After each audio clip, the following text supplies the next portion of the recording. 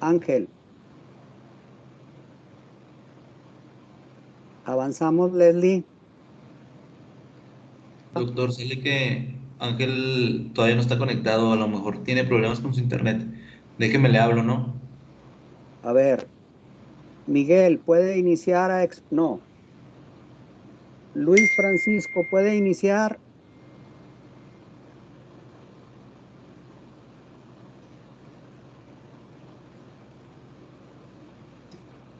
Sí, doctor, Luis. ahí, ¿me escuchan? Me dice Ángel que ya está aprendiendo su Teams porque tenía problemas para entrar. No sé si Sí, quiere. doctor, ya estoy aquí. Ah, pues, Ángel. Este, Avanzamos, Leslie. En la diapositiva. Avanzamos. Ok, iniciamos. Iniciamos. Bueno, ahora nos toca hablar del túbulo distal, de esta porción. El túbulo distal va a estar continuado por el segmento grueso de la rama ascendente de la asa de Henle. Ahí se va a vaciar este, esta porción. Eh, bueno, la porción inicial del túbulo distal conforma la mácula densa, que es parte del complejo yuxtaglomerular. Al lado tenemos un esquema más o menos de la ubicación. Dale al siguiente. También están ahí eh, señalados los iones que se filtran. Bueno, muy bien. La siguiente parte, la que no forma parte del complejo yuxtaglomerular, está muy contorneada y es similar al segmento grueso de la rama ascendente de la asa de Henle.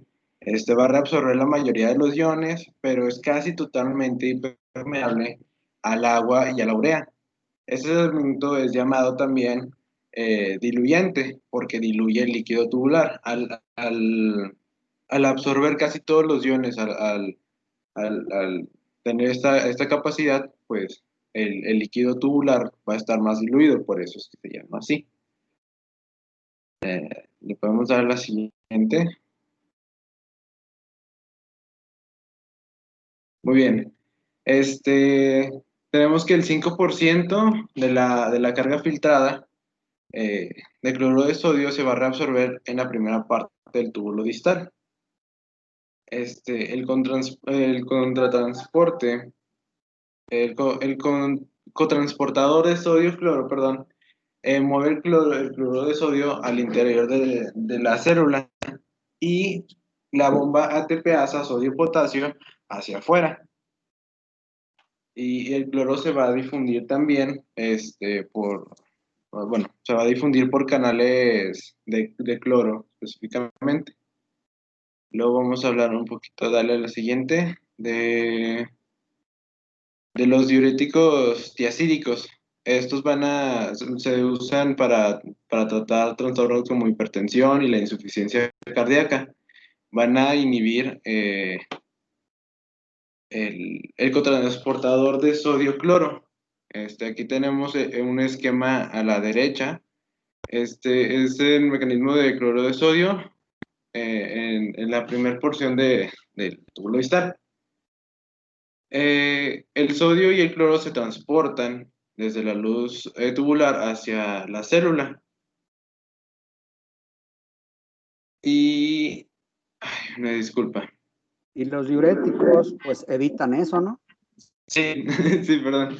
Es que ando corriendo ahí. Bueno, el sodio es bombeado hacia fuera de la célula por la ATPasa sodio-potasio y el cloro se va a difundir, pues, como ya lo dijimos, por canales. Este, Le damos a la siguiente, porfa. Ok. Ahora vamos a hablar de la porción final del túbulo distal y el túbulo colector cortical, perdón. La segunda mitad del túbulo distal y el túbulo colector tienen características funcionales muy similares. Entonces, por eso las hablan pues prácticamente que juntos. Van a estar compuestos de dos tipos de células. En el esquema podemos ver, en la parte se ven de color pues claro las células principales, y por abajo marcadas con amarillo están las células intercaladas. Le damos a la siguiente para hablar más de estas células. Hay forma de que yo tome el control para no estar pidiendo. Creo que arriba sale, pero no sé.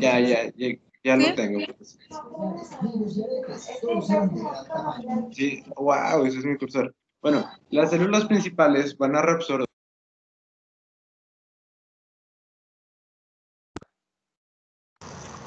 Apagaste tu micrófono. Se va el sonido. Ángel, tu micrófono está apagado. Una disculpa, ya no sé cómo se apagó, pero bueno. Las células principales van a reabsorber sodio y agua y secretan iones de potasio. Esto va a ser de la siguiente manera. Por la bomba ATPasa sodio-potasio,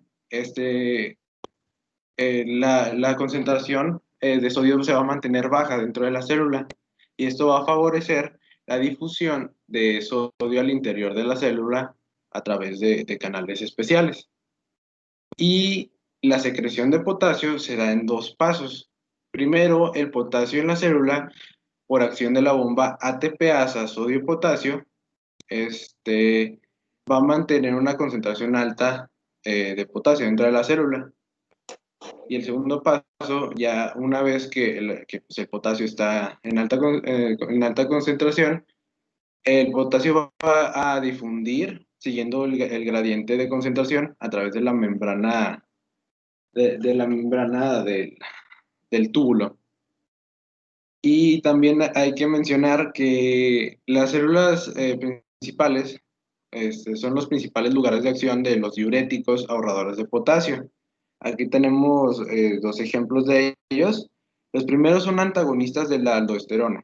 La aldosterona tiene pues, propiedades que hacen que el sodio entre y el potasio salga. Es su naturaleza. Y estos antagonistas van a competir contra esa aldosterona. El primer antagonista es la espironolactona y la Eplerenona. Eso, mira. Una disculpa, batallo un poco para leer esas palabras. Entonces, ¿estos qué van a hacer? Van a suplir la función de la aldosterona y van a retener dentro el potasio y afuera el sodio. O sea, tienen los mismos receptores, nada más que estos no tienen la naturaleza de dejar entrar el sodio y salir el potasio. Entonces, por esa razón decimos que nos ahorran el potasio. Y por otra parte, los bloqueantes de los canales de sodio ATPasa, no, de canales de sodio, perdón, son la amilorida y el triamtereno. Estos son bloqueantes de los canales de sodio, como lo digo.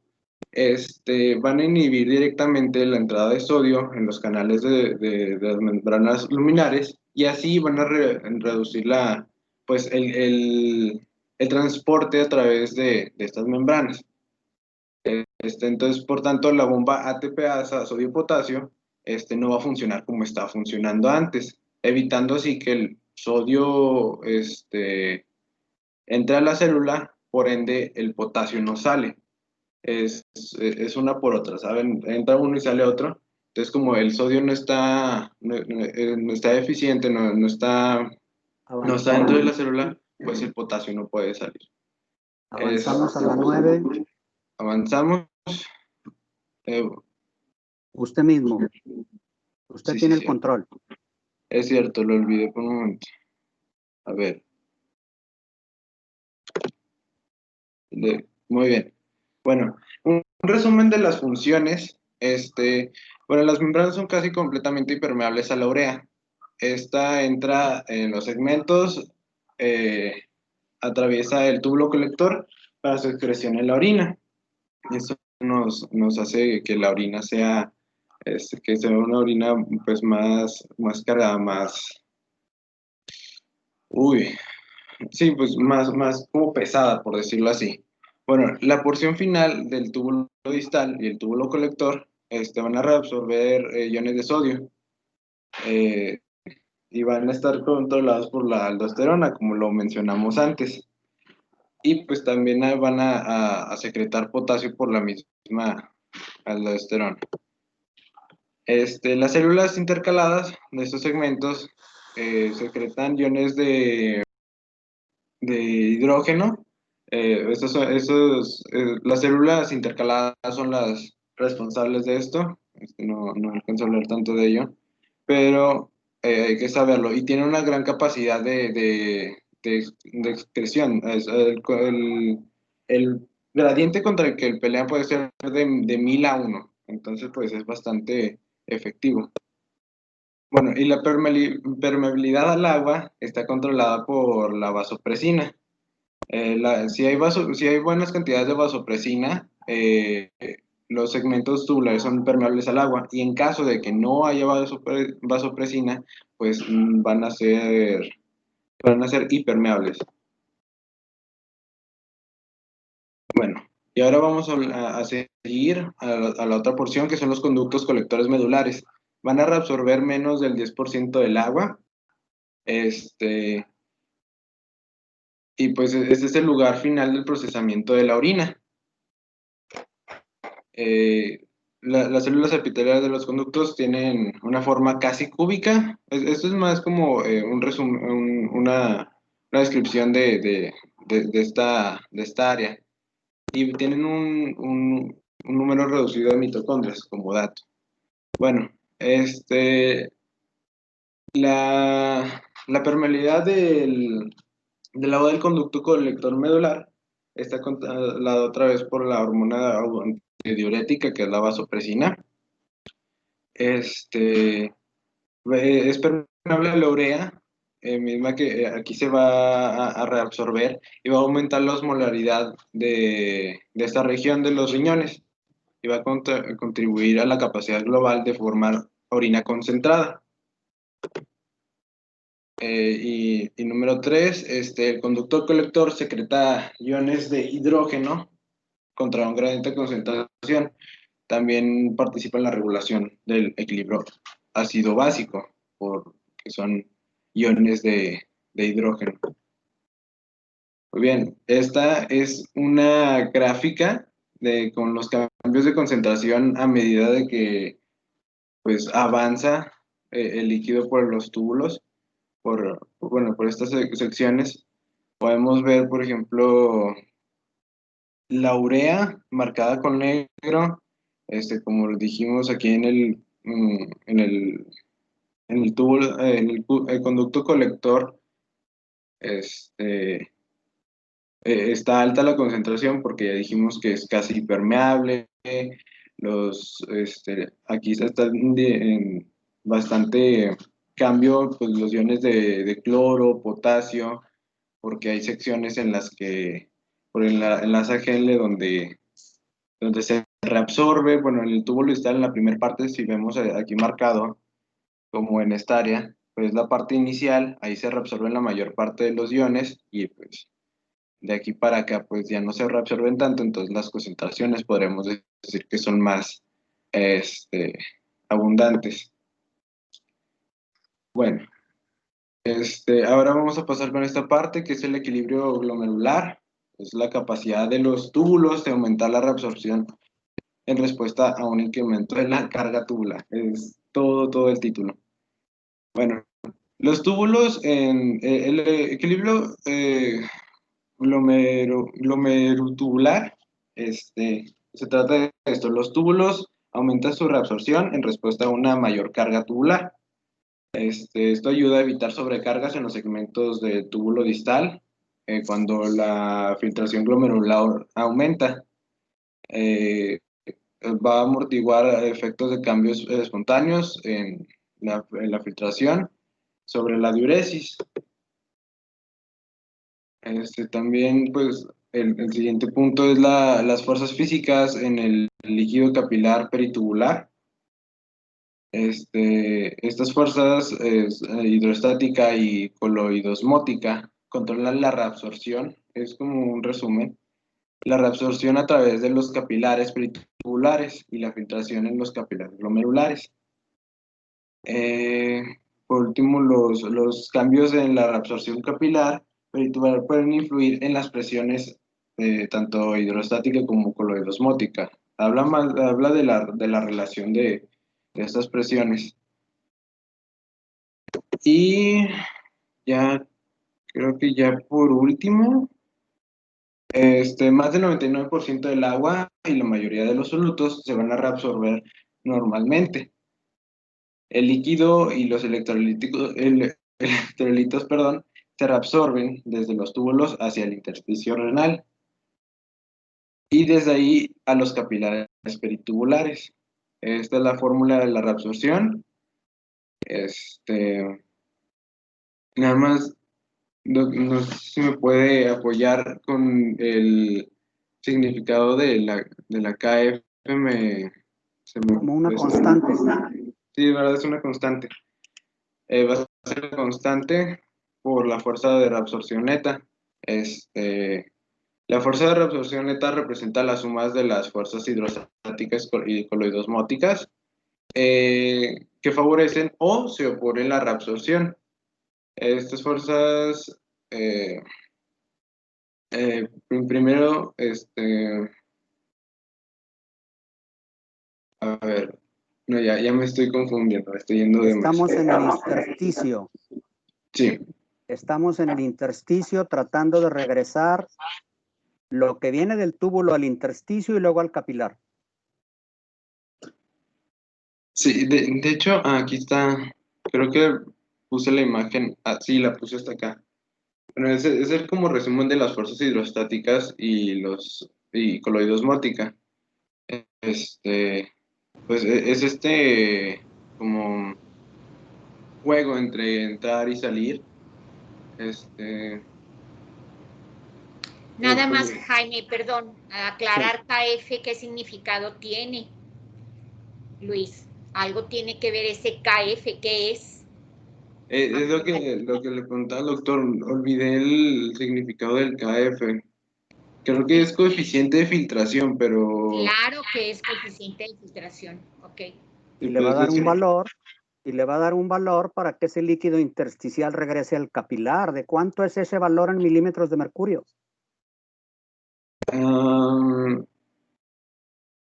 Creo... Uy, no recuerdo bien. Ahí lo dice abajo, en negrita. Sí, son los 10. Son 10 milímetros. Ese es el producto de la fórmula de la constante y le da la reabsorción neta, es de 10 milímetros en el intersticio, de regreso al capilar. ¿Algo más? No, sería todo por mi parte y... Adelante, Luis. Sí, mi compañero. Sí, ¿sí me escucho? Sí, lo escuchamos. Bueno, ¿le das, por favor? Bueno, ahora vamos a hablar de la regulación de las fuerzas físicas en el capilar peritubular, que pues va a estar influido por dos determinantes principales que van a ser la presión hidrostática capilar peritubular y la presión coloidosmótica capilar peritubular. En la primera, que es la presión hidrostática capilar peritubular, va a estar influida también por dos, que va a ser la presión arterial y la resistencia de las arteriolas aferente y eferente.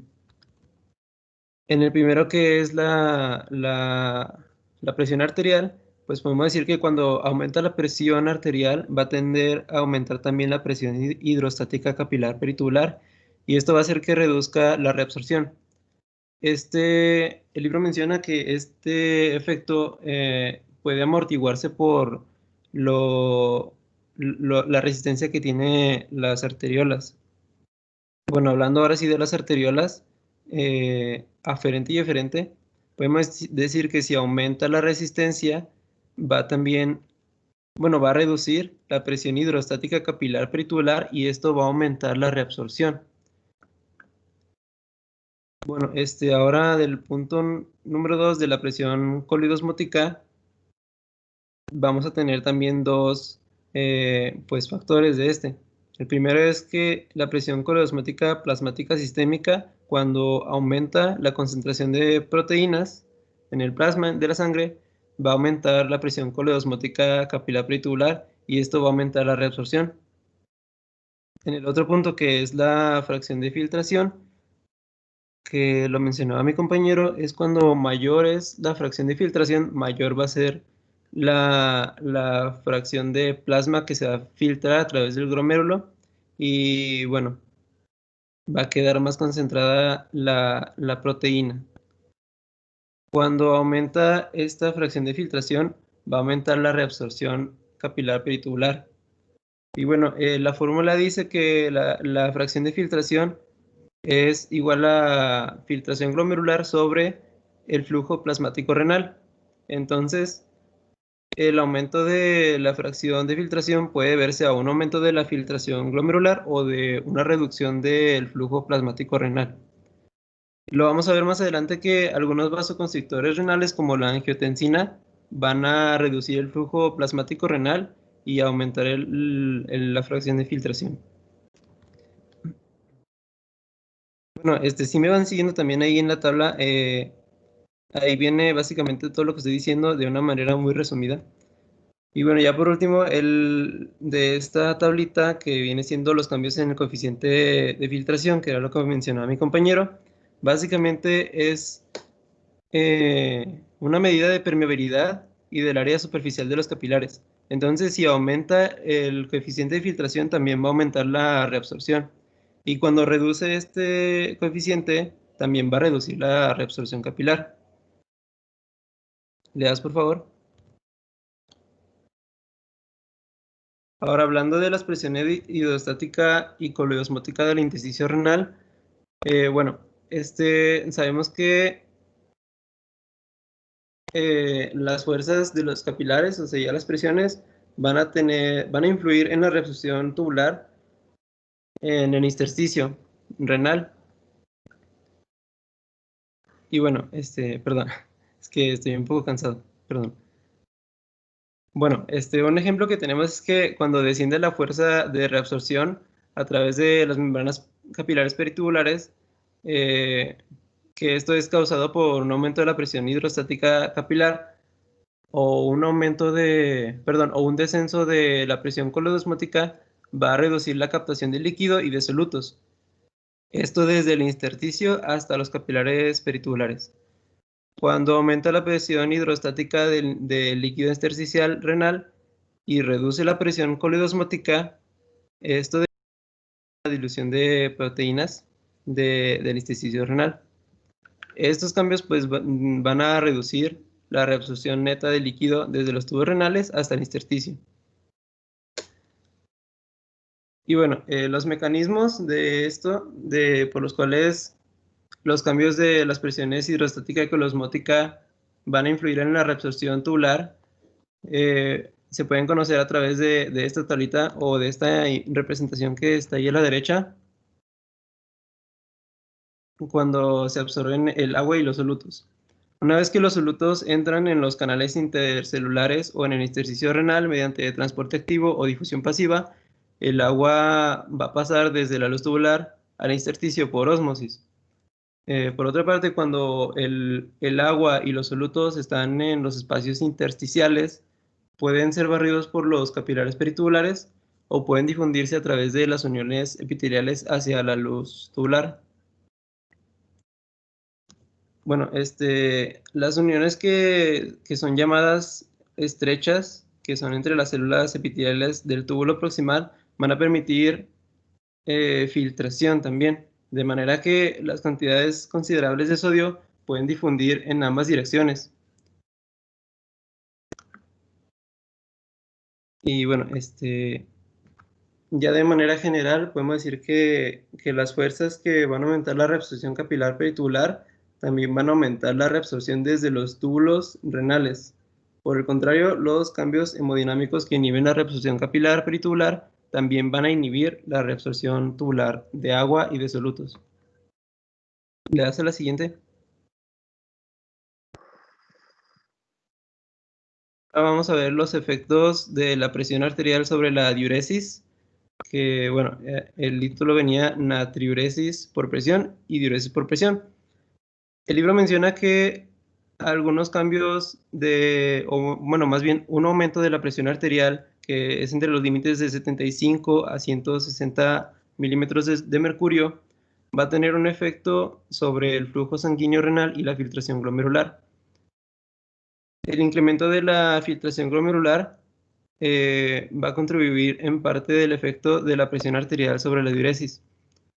Cuando la autorregulación de la filtración glomerular está deteriorada, como en las nefropatías, el aumento de la presión arterial puede dar incrementos mucho mayores en la filtración glomerular. El otro efecto que va a tener el aumento de la presión arterial es que va a reducir el porcentaje de cargas filtradas de sodio y de agua que reabsorben los túbulos. Estos mecanismos responsables de este efecto son los de un ligero cambio de la presión hidrostática peritubular, que en especial se da en los vasos rectos de la médula renal. Y después da un aumento en la presión hidrostática en el líquido intersticial renal. Y como ya vimos, cuando hay un aumento de la presión hidrostática en el líquido intersticial renal, va a favorecer a la retrodifusión de sodio a la luz tubular, lo que va a reducir la reabsorción neta de sodio y de agua. Y esto va a aumentar pues la diuresis cuando la presión arterial aumente. Otro factor que va a contribuir es a los mecanismos de presión atiuresis y presión diuresis, es la menor formación de angiotensina 2, que lo vamos a ver un poco más adelante. La propia angiotensina 2 va a aumentar la reabsorción de sodio en los túbulos y va a estimular la secreción de aldosterona, y esto pues va a aumentar la reabsorción de sodio. Y después si tenemos una reducción de angiotensina, va a contribuir a la menor reabsorción tubular de sodio, lo que va a tener lugar cuando aumenta la presión arterial. Esto para que el sodio se mantenga en el plasma y pueda mantenerse la presión arterial. ¿Le das la siguiente, por favor?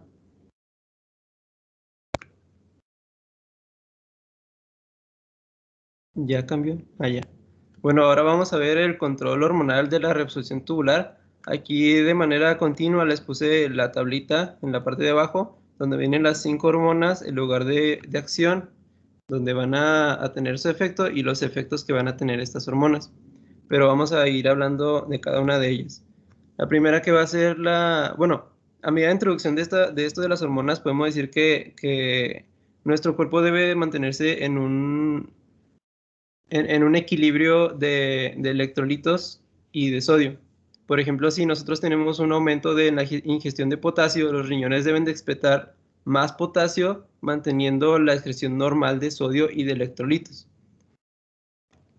Y bueno, ahora sí, hablando ya propiamente de la aldosterona, podemos decir que va a aumentar la reabsorción de sodio y va a estimular la secreción de potasio.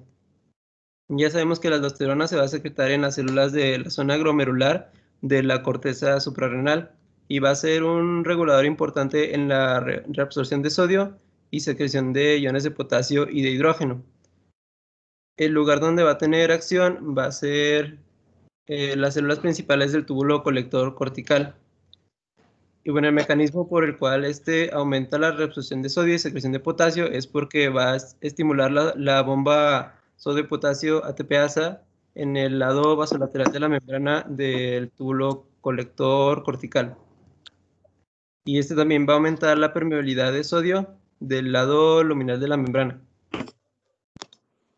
Bueno, ahora los estímulos importantes que va a tener esta hormona son que va a aumentar la concentración extracelular de potasio y va a aumentar los niveles de angiotensina 2, que pues normalmente van a aparecer cuando hay trastornos de depresión de sodio o de volumen o de presión baja, presión arterial baja. Entonces el aumento de la secreción de aldosterona asociado a estos trastornos va a provocar retención de sodio y agua, lo que va a ayudar a aumentar el volumen de líquido extracelular y a restaurar la presión arterial a valores normales. Si no hubiera aldosterona, como ocurre en una mala función de la glándula suprarrenal que se da en la enfermedad de Addison, va a haber una pérdida acentuada de sodio y una acumulación muy grande de potasio en el organismo. Y si ocurre lo contrario, cuando se excreta demasiada aldosterona, que ocurre que tienen tumores suprarrenales como el síndrome de Cohn, va a haber una retención de sodio y una disminución de potasio, lo contrario a la enfermedad de Addison. Y bueno, va a haber también una secreción excesiva de potasio en los riñones. Bueno, le das al siguiente, por favor. Ahora hablando de la angiotensina, le das, por favor. Ahora sí, hablando de la angiotensina 2, podemos decir que va a aumentar la reabsorción de sodio y de agua. Esta pues podríamos decir que es una hormona ahorradora de sodio, la más potente del organismo. Esta pues va a estar formada en situaciones como presión arterial baja o un volumen de líquido extracelular bajo, ya sea por una hemorragia o por la pérdida de sal y agua que ocurre cuando hay una sudoración excesiva o una diarrea intensa. Pues va a ayudar a normalizar la presión normal arterial y el volumen extracelular al aumentar la reabsorción de sodio y de agua en los túbulos renales a través de 3 efectos principales, que bueno, ahí se los puse. La primera va a ser va a ser la angiotensina 2, va a estimular la secreción de aldosterona y esto pues va a aumentar la reabsorción de sodio. El segundo es que la angiotensina 2 contrae las arteriolas eferentes, que va a tener 2 efectos principales. El primero va a ser la constricción arteriolar, que va a reducir la presión hidrostática capilar peritubular y va a aumentar la reabsorción tubular neta, y esto va a estar en los túbulos proximales. Y el segundo efecto que va a tener va a ser la constricción arteriolar referente. Cuando reduce el flujo sanguíneo, va a aumentar la fracción de filtración del glomérulo y también la concentración de proteínas. Y también la presión colosmótica de los capilares peritubulares. Pues va a aumentar la fuerza de reabsorción de los capilares peritubulares y la reabsorción tubular de sodio y de agua. Y el punto número 3 es que va a estimular. Luis, Sí, doctor. ¿me permite? En función de tiempo, le voy a hacer preguntas muy directas. ¿Cuántas diapositivas quedan? Son 27 en total. No va a alcanzar. Mire, le hago la pregunta directa. Es que al ritmo que va no va a alcanzar ni 15 minutos más. Pregunta directa sobre esta diapositiva, porque es el tema de hoy. Ya nos explicó qué hace la aldosterona y dónde se produce. Retiene sodio y agua, pero tira potasio, de acuerdo. ¿Qué hace la antidiurética? Vamos a la cuarta de esta lista. Okay, nada más contéstelo. ¿Qué hace? ¿Cuál es la función? Ya sabemos dónde se produce. Sí, la hormona antidiurética aumenta la permeabilidad del organismo en el epitelio del túbulo distal. Y bueno, básicamente va a aumentar la permeabilidad del organismo, entonces va a reabsorber agua. Con eso, esa es la respuesta. La hormona antidiurética, producida por el hipotálamo, que también se llama vasopresina. En cuanto al efecto de diuresis, ¿qué es lo que importa hoy? Hoy interesa el efecto de la antidiurética. Reduce la reabsorción de agua, con lo que, ¿qué logra? Aumenta la reabsorción de agua, perdón, ¿qué logra? Conservar agua en circunstancias como deshidratación. Así es. Ahora díganos por último, porque no nos vamos a meter en la paratiroidea, aquí nos saca totalmente de contexto la paratiroidea, ni idea tenemos de ella ahorita, olvídela. Última hormona, péptido natriurético auricular, ¿cuál es su efecto? Ya sabemos dónde se produce, en las aurículas. ¿Cuál es su efecto? Inhibe la reabsorción de sodio y del agua en los túbulos renales. Con lo que se logra ¿qué?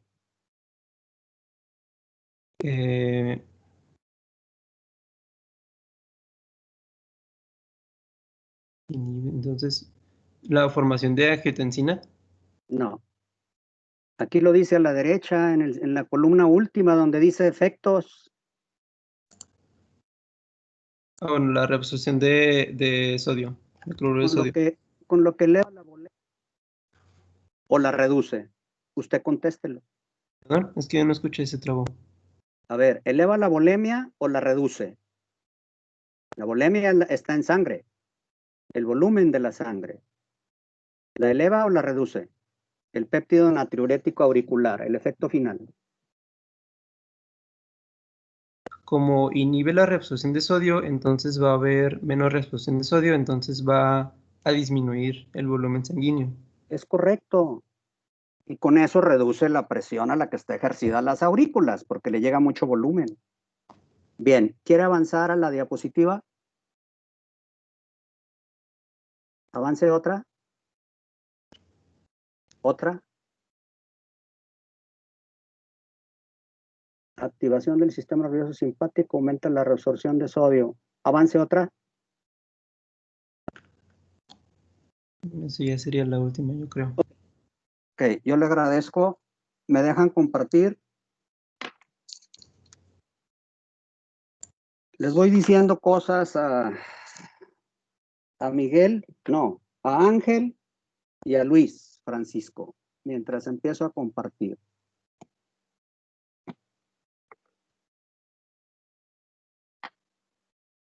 No estuvo bien preparada la clase, ¿eh? Tienen mucha dificultad para expresar lo que están exponiendo, porque no lo han analizado suficientemente. Y eso pues empeora todo y dificulta la exposición y la hace muy lenta. Y bueno, las consecuencias de no haber leído con calma, a lo mejor asesorarse. ¿Por qué no? Pues enviarme el trabajo. ¿Por qué no me lo envían? Yo les puedo ayudar. El tema de hoy es reabsorción 2. No es sencillo. Yo estoy de acuerdo. Estoy de acuerdo, no es sencillo, pero sí se puede explicar. Ya no me da tiempo. Bueno, sí, voy a hacer una pregunta nada más. Daniela de Lara. Sí, doctor. ¿Se me escucha? Pregunto, dígame las estructuras de atrás adelante del sistema colector. Esto es, del último al primero. Estructuras del sistema tubular. Primero es el túbulo colector. No, del último al primero. Ah, el túbulo proximal. No, Bueno, es que sería conducto colector y luego túbulo distal y luego el asa de Henle y luego ya el túbulo proximal, ¿no? sí, pero le falta uno en medio. Entre el conducto y el tubo distal hay uno en medio. ¿Entre el qué y el qué, perdón? Entre el último y el antepenúltimo hay un penúltimo. ¿Cuál es el penúltimo? El túbulo colector. ¿Cuál? Porque hay dos. El cortical. Pues sí, hay un medular. Sí, Con dificultad lo contesta. Pregúntese y contéstese usted sola. ¿Está leyendo? Bueno, No. me queda muy poco tiempo. Voy a exponer lo mejor posible un resumen del tema. Ahí va. Ya estamos en plan de sintetizar. Los autores están economizando terminología. Observen. Cápsula de Baumann, túbulo proximal, ya le quitó lo contorneado. Asa de Henle, tubo distal, o sea, túbulo distal. Túbulo colector, ya no es contorneado distal, ya es túbulo distal. Túbulo colector, conducto colector, y ahí hay dos. Hay un conducto que es periférico y otro central. Es decir, hay un cortical y hay un medular. Túbulo cortical y túbulo medular. Y el último es el conducto colector. Ese es el que ya termina en el vértice de las pirámides, tirando la orina. En esta estoy poniendo yo intersticio con ITRS, también simplificando, observen. En este esquema, en este dibujo, recordar, el glomérulo es solo arterial, pero los capilares que rodean los túbulos son primero arteriales en rojo y luego venosos. Ahora sí, terminan en la vena, como ya sabemos, y salen del riñón a llevar todo lo que también ya sabemos. El túbulo distal, que es el tema de hoy, junto con el cortical y quizá el colector, ya no voy a hablar de la mácula densa, está suficientemente tratada. Ya sabemos qué se produce, dónde se ubica, cómo se relaciona con la arteria aferente, con la eferente, etc. La vecindad es perfecta y si acercamos el microscopio a las células amarillas, se ven muchos cuerpos de Golgi cerca de las rosas. Es decir, de la amarilla a la rosa hay muchos cuerpos de Golgi. Se conectan, se comunican, se envían. Así es como se entiende. El túbulo distal comparte funciones con el asa gruesa de Henle. Se subdivide en dos porciones, una proximal y una muy distal. Y mediante mecanismos de transporte activo primario y secundario hacen todo su trabajo. Ya dijimos lo que es uno y lo que es otro. A este segmento le llaman diluyente. ¿Por qué? Porque tira mucha agua. La segunda mitad del túbulo distal es bien especial. Fíjese, sigue reabsorbiendo mucho. Sí, sodio, potasio, cloruro, bicarbonato. Sigue reabsorbiendo mucho, pero empieza a secretar potasio e hidrógeno. Aquí inicia el equilibrio ácido-base del riñón. En esta, solamente la pongo para hacer énfasis en esa presión de reabsorción neta, que resulta de fórmulas muy complejas. Sí hay una constante, sí hay una hidrostática, sí hay una etcétera, sí hay una coloidosmos, bueno, de acuerdo, pero en el intersticio lo que importa grabar es que la presión que empuja al capilar, o sea, al líquido intersticial que ya vino de la célula tubular al intersticio, lo que lo empujas adentro, según la flecha roja de abajo, es una presión de 10 milímetros de mercurio que es superior a cualquier presión capilar. Si recuerdan, esa es la misma cifra que maneja el glomérulo para filtrar.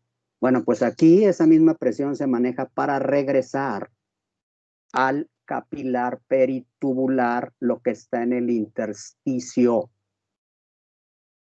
Y claro, el autor lo pone largo, complejo, pero hay que simplificarlo, sí se puede.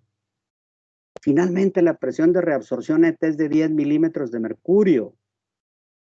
De acuerdo, hay un gran filtrado al intersticio, pero también hay un gran filtrado del intersticio al capilar, con lo que se logra el objetivo de la reabsorción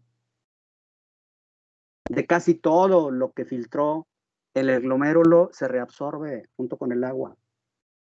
El túbulo colector cortical tiene otra particularidad y ese es un asunto muy importante hoy, continuando con los diuréticos. Ya la clase anterior dijimos diuréticos de asa de Henle, que sí son muy buenos y son muy potentes, pero tiran potasio y eso pone en riesgo al paciente. Esta lista que nos ponen aquí a la izquierda de antagonistas de la aldosterona, espironolactona, plerrenona, y a la derecha, bloqueantes de los canales de sodio, amilorida y triamtereno, hay que grabarlos. Son diuréticos, pero son diuréticos de túbulo colector, no de asa, y tienen un efecto muy favorable a nosotros.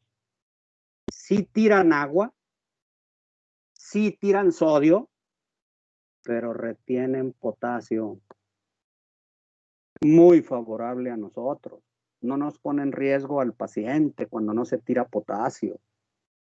El conducto colector cortical, ya estoy más allá en el conducto, ya salí del distal, ya estoy en el colector cortical, cuidado. Falta todavía el colector medular. Y luego ya el último. Vean cómo aquí sigue habiendo mucha reabsorción, sí, pero no es natural del riñón. Ya es una reabsorción generada por una hormona que se llama aldosterona, que actúa a veces sola y a veces acompañada, frecuentemente acompañada de la angiotensina 2. Es la última hormona que ingresa en ese círculo y que es retenedora de sodio y agua. Pero ¿qué pasa? El efecto de ella hace que se tire potasio. El efecto de la hormona. En esta lista, que yo le aceleré un poco a Luis Francisco en su exposición, yo nada más tomo dos para efecto de la clase de hoy. Mire, la aldosterona y la antidiurética. La aldosterona ya la dije. Retiene sodio, cloro, agua. Sí, pero tira potasio. ¿Qué hace la antidiurética? Que la tengo, el número 12 me quedó un poco arriba ahí. ¿Qué hace la antidiurética? La antidiurética, que es aquella que nos molesta cuando decimos que es la vasopresina, que es la misma, pero tiene doble efecto y ahí es donde se nos viene el problema. Porque uno es vasopresina, muy potente vasoconstrictor, pero otro es diuresis. Sí, diuresis en contra. Mire, es antidiurética. Y con eso, al ser antidiurética, ¿qué hace aquí en la columna derecha? Retiene agua. Eso no debemos olvidarlo. La función principal de la antidiurética es que retiene agua. No se mete con los solutos. Así que no nos complica la existencia. Y esas dos son las que hay que tener en mente para la clase de hoy. Que es muy buena imagen, fíjense cómo en la horizontal están los diferentes segmentos de los túbulos. En horizontal tengo el túbulo normal primero, luego tengo el asa de Henle, después el túbulo distal y por último el colector. ¿Qué tengo en la vertical? Tengo la concentración de líquido tubular. Esto es lo que quizá ustedes no le pusieron atención. Es concentración de líquido tubular. No es concentración de solutos en plasma. No, es en el túbulo. Y vean cómo en rojo. No, primero, vamos abajo. Glucosa y aminoácidos se absorben de inmediato. Se reabsorben en el proximal, ya, asunto arreglado. Vamos a creatinina y urea. Fíjense, creatinina en azul, urea en negro. En la parte más alta, fíjense, creatinina, ahí está. Ahora sigan la urea. La creatinina nunca se reabsorbe. Siempre se está avanzando sin ningún movimiento. Claro, conforme se va concentrando la orina, conforme se va concentrando el flujo por los túbulos, quiero decir, el líquido en los túbulos, pues la creatinina se concentra y por eso se tira como tal. En ningún lado se reabsorbe. Ahora vamos a la urea. La urea está bajito de la creatinina, o no voy a hacer caso de la inulina, esa no me interesa. Me interesa la urea. ¿Qué le pasa a la urea? Aquí. Se filtra, ¿sí? Sufre los mismos cambios que la creatinina hasta que se concentra bastante, pero finalmente se tira el 50%.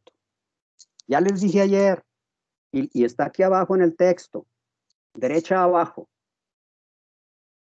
La orina es por donde finalmente la urea se tira en 24 horas, el 95%. Aunque aquí diga que solo se tira el 50%, sí, en un ciclo. Pero sumen todos los ciclos de filtración de 24 horas y finalmente la urea se tira 95% en 24 horas. Esta tabla que yo les dije, pónganle creatividad, ya está más completa que el día de ayer.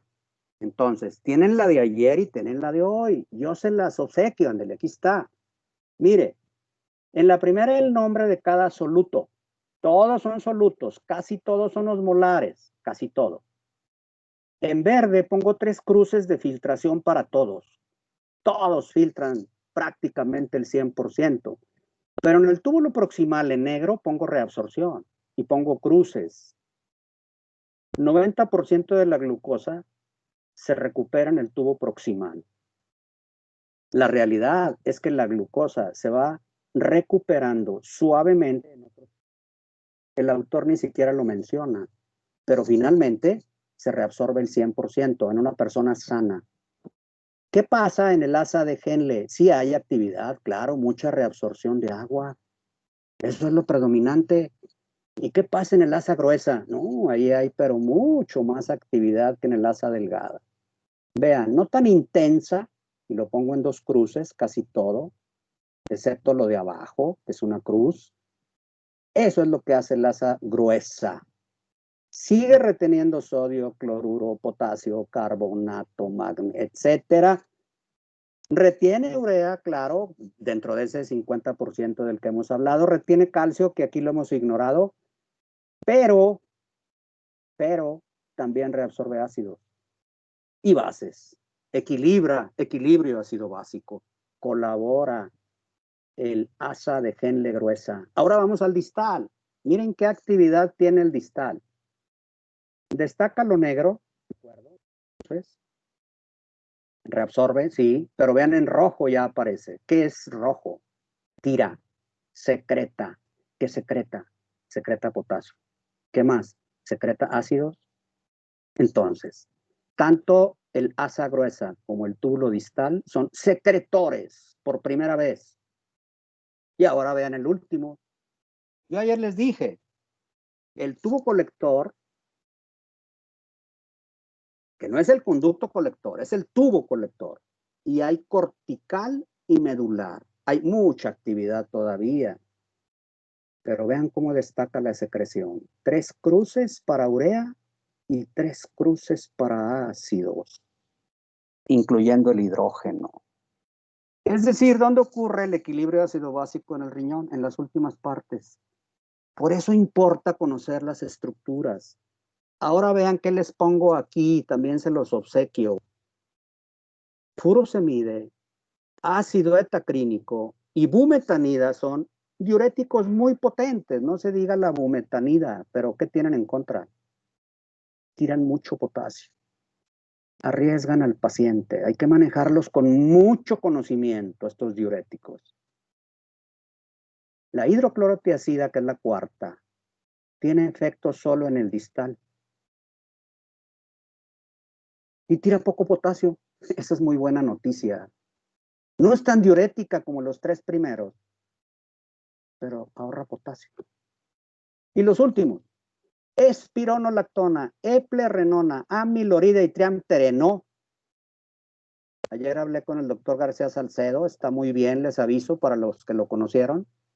Fue el profesor de farmacología por más de 20 años ahí. Hoy deja un alumno muy brillante y es el que va a dar, es lo que yo sé. Ahí van a ver esto todavía con más detalle. Los 4 últimos diuréticos, vean el efecto, por favor. No son tan diuréticos como los 4 primeros, pero es muy buen nivel de diuresis. ¿Y cuál es el beneficio? Grandes retenedores de potasio. No arriesgamos al paciente. Este es el beneficio de conocer una tabla como esta, de organizar una tabla como esta.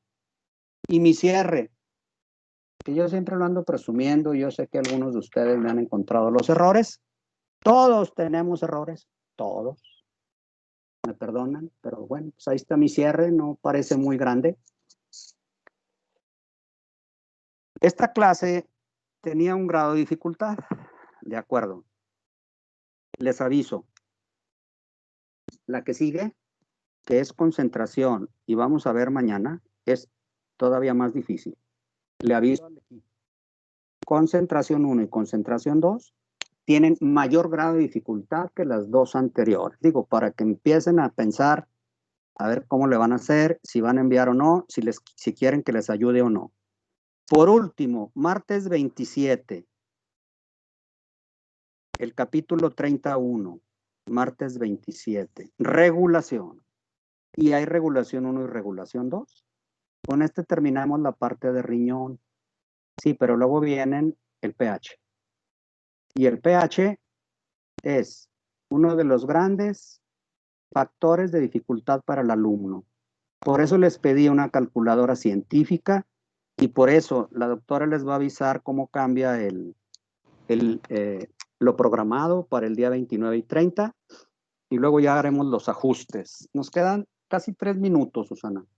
Sí, Jaime, gracias. Avisarles que en el ajuste que hizo el doctor Cervantes para riñón, sí está incluyendo el capítulo 30, para que lo tomen en cuenta. Este capítulo 30 es importante, ¿verdad? Porque les hace un repaso de precisamente todo lo que se está viendo en estos otros capítulos.